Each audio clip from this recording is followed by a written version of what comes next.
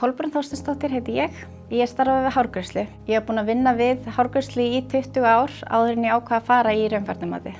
Á stofunni sem ég er að vinna á, þá eru stelpurnar sem ég er að vinna með diplómur á veggjunum og mig hafði alltaf langað til þess að hafa mína diplómu upp á veggnum líka.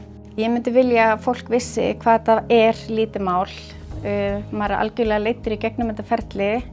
Þetta er bara sett upp fyrir þig og já, ég bara mæli eindregið með þessu. Ég myndi útskýra raunfærnimat sem miklu minna mál heldur en nokkurn tímann bjóst við. Þetta var bara rosa skemmtilegt og gott ferli.